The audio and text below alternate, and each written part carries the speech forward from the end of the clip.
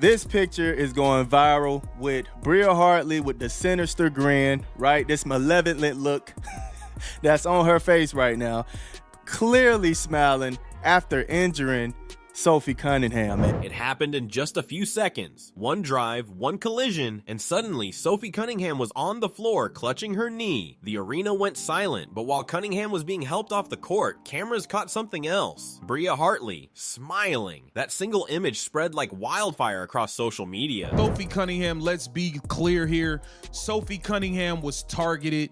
Let's be very, very clear here. But Sophie Cunningham was flat out targeted by a dirty player. To some fans, it looked like pure cruelty. Proof that Hartley wasn't just a tough competitor. She was the WNBA's dirtiest player. To others, it was just bad timing, a misunderstood moment frozen forever in a photo. But here's the real question. Was that grin just coincidence? Or was it a glimpse into something deeper? Because when you look closer, you'll see this wasn't just about one play. It was about a reputation that had been building for years. A firestorm that nearly tore the league apart, and an ending that no one saw coming. The play itself looked routine at first. Cunningham, one of the Mercury's emotional leaders, was driving hard to the rim. She thrives on physicality, the kind of player who isn't afraid to take contact and finish through it. But as she went up, Bria Hartley slid in front of her. That just occurred. That's like she tries to slide over right there, and Hartley just kind of falls and makes collision with that lower leg. You see her immediately grab it. And she went down hard and was clearly in a lot of pain. There was a sharp twist, knees tangled, and Cunningham went down hard. The crowd gasped. Teammates rushed over. Trainers were already on the floor. Cunningham's face told the story. This wasn't just a bump or a bruise. Something was wrong, and here's where the debate began. Slow motion replays showed Hartley shifting her stance just before contact. Some fans swore it looked intentional, like she leaned in at the last possible second to maximize impact. Others argued it was just basketball, two aggressive players colliding at full speed. But then came the moment that changed everything. As Cunningham was being helped off, cameras panned to Hartley. That's when the freeze frame smile appeared. It lasted just a second, but it was enough.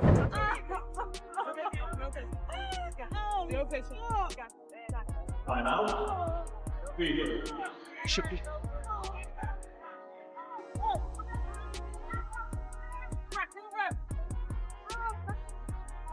In a scary moment as we went to commercial, Sophie Cunningham hit the floor hard and she is being helped off the floor, heading back to the locker room. Enough to spark outrage, enough to ignite Twitter threads, and enough to make Hartley's name trend nationwide. And the real storm was only beginning. Within minutes of the clip hitting social media, the narrative was already spinning out of control. Screenshots of Hartley's grin spread like wildfire across Twitter, Instagram, and TikTok. Comment sections exploded with words like dirty, classless, and karma. Hashtags started trending. #DirtyHartley and #ProtectCunningham. To fans, it wasn't just a smile. It was a symbol, a confirmation of everything critics had whispered about Hartley for years. That she played with reckless aggression, that she didn't care who got hurt, that winning meant more than respect. The Mercury's fan base, already protective of Cunningham, treated it as a personal insult.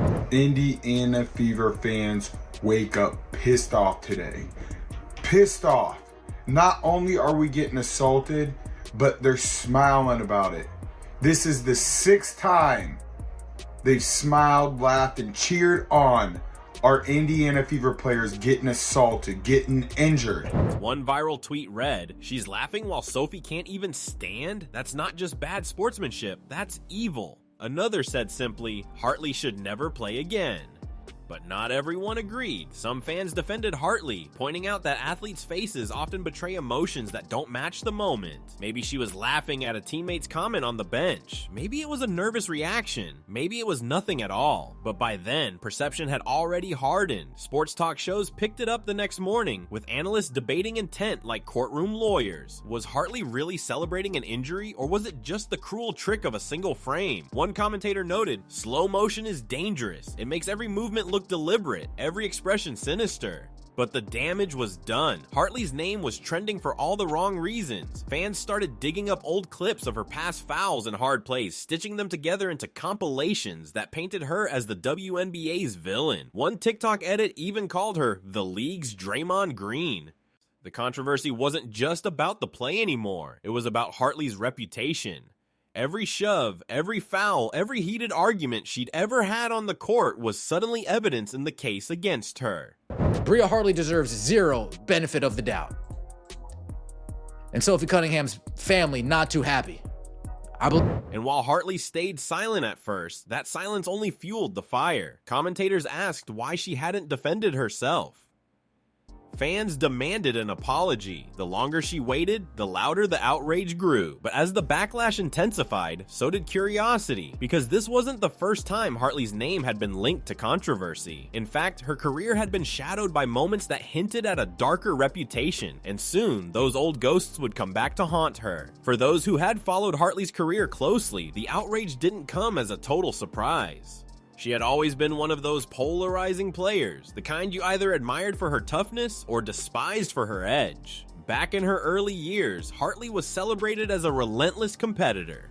She played with a chip on her shoulder, fighting for every possession, but that same fire often crossed into gray territory. Hard fouls, verbal spats, technicals, these weren't rare for her. Clips circulated of her clapping in opponents' faces, arguing with refs, even brushing off flagrant calls like they were part of the game. Critics said it was more than competitiveness. They accused her of enjoying confrontation, of thriving in chaos. To them, the smile after Cunningham's injury wasn't an accident, it was a pattern, a glimpse of what they'd always believed was lurking beneath the surface. But Hartley's defenders told a different story. They pointed out her history as a leader in the locker room, her charity work off the court, her reputation among teammates as fiercely loyal. They argued that labeling her as dirty was lazy, that she was simply misunderstood in a league where physical play is often celebrated, until it isn't. Still, the timing couldn't have been worse. Making all kind of excuses to say that Bria Hartley is not a dirty player. Let me tell y'all something, man. Come on in here.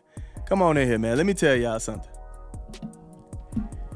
If it quacks like a duck, walks like a duck, eats like a duck, it's a duck, man. Come on, man. She is the dirtiest player in the WNBA right now, winning the trophy. All right? Winning the trophy for it. Don't sit here and try to tell me Bria Hartley is not a dirty player. In an era where every gesture becomes a meme and every mistake goes viral, Hartley's old controversies were being stitched together into a narrative she couldn't control. She was no longer just a player who made a questionable play. She was the villain in a story the internet desperately wanted to tell. And if the past was damaging enough, what came next threatened to completely overshadow her present because the league itself was about to step in. The uproar had grown too loud for the WNBA to ignore. By the next morning, reporters were already pressing coaches, players, and league officials for answers. Was Hartley going to be punished? Would the Mercury file a complaint? Could this turn into a suspension? The league finally responded with a statement. They were reviewing the incident for potential disciplinary action. Those words, simple as they were, set social media on fire again.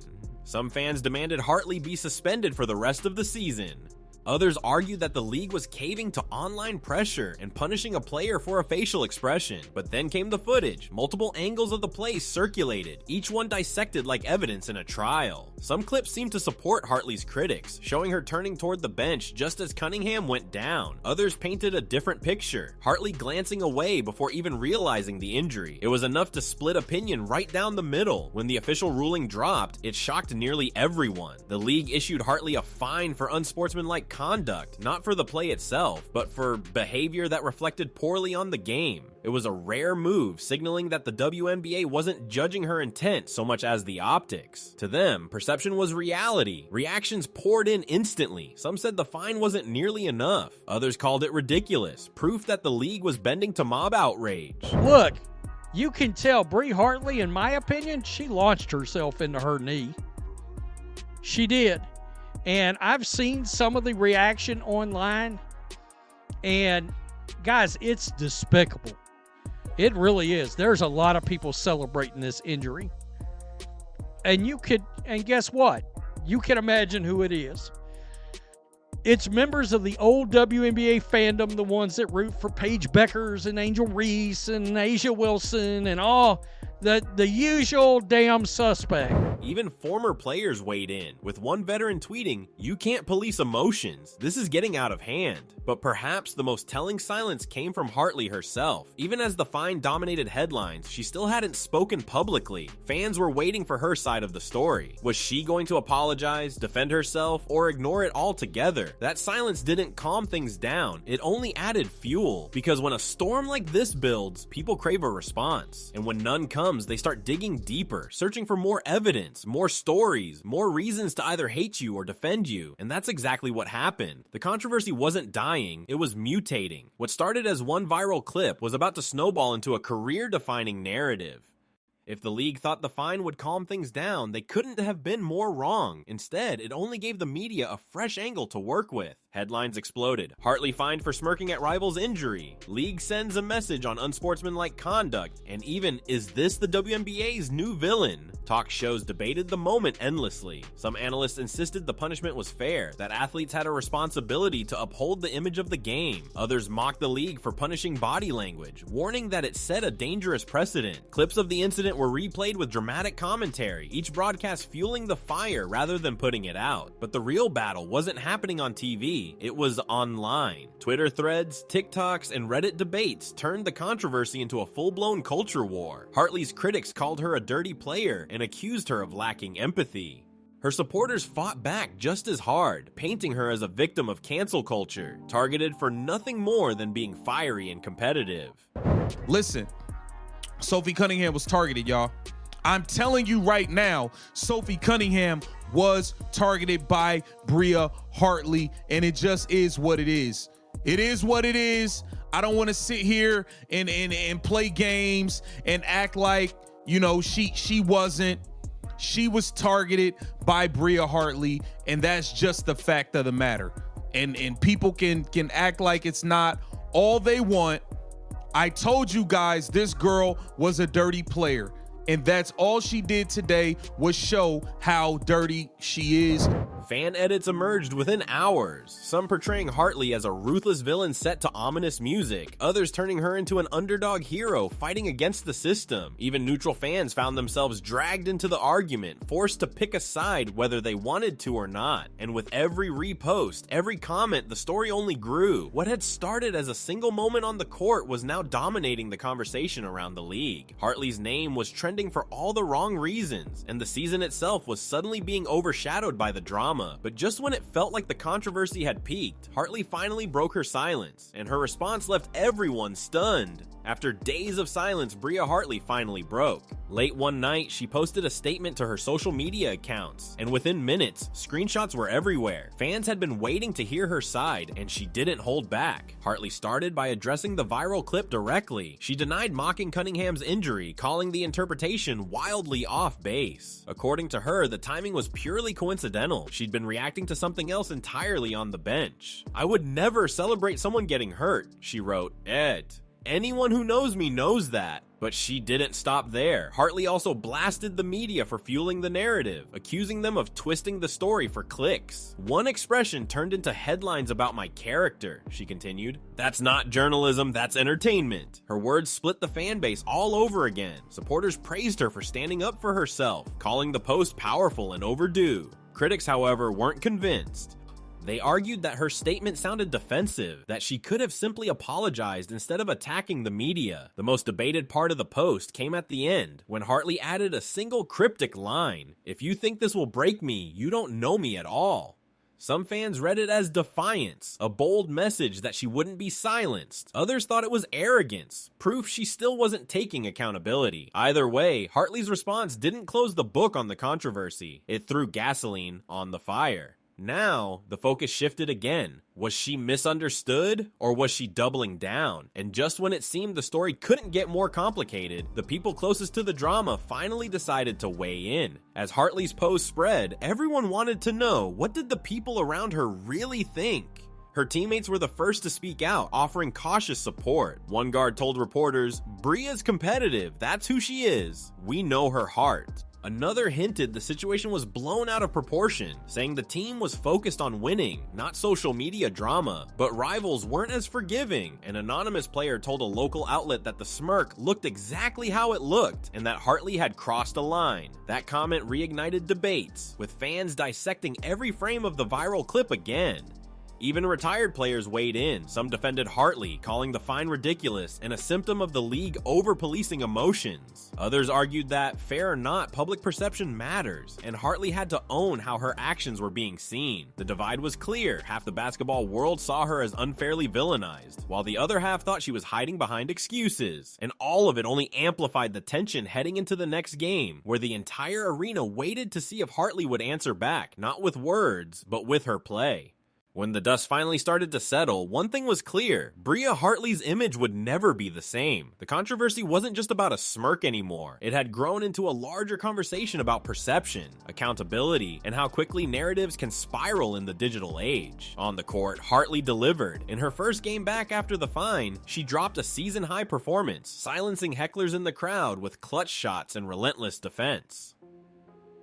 For some, it was proof that she was still a competitor first, drama second. But for others, the numbers didn't erase the memory of that clip. The whispers lingered. Off the court, the debate kept raging. Some fans argued Hartley was unfairly targeted, another victim of cancel culture in sports. Others claimed her downfall was self-inflicted, that she had every chance to de-escalate, but chose defiance instead. In many ways, the incident became bigger than Hartley herself. It exposed how fragile reputations can be in today's hyper-connected world, where one misinterpreted moment can outweigh years of hard work. And for younger players watching, it served as a stark lesson. Talent might win games, but optics can shape legacies. So, was Bria Hartley truly a villain, or just the latest athlete caught in the storm of online scrutiny? The answer depends on who you ask, but one thing's for sure: the conversation surrounding her isn't over. In fact, it may have only just begun. At the end of the day, this story isn't just about Bria Hartley or even Sophie Cunningham. It's about something bigger, the way one split-second moment can define an athlete's entire reputation. Fair or not, perception has power, and sometimes it's not the points you score or the games you win that people remember. It's the moments that go viral. So here's the real question: was Bria Hartley unfairly painted as a villain, or did she bring it on herself? Was the smirk just bad timing, or a glimpse into something more? I want to hear what you think. Drop your thoughts below. Was Hartley misunderstood, or did the league get it right with the fine? And if you made it this far, comment game face so I know you're one of the real ones watching till the end. And of course, if you want more deep dives into the W's most controversial moments, hit that subscribe button, because the next story is even crazier.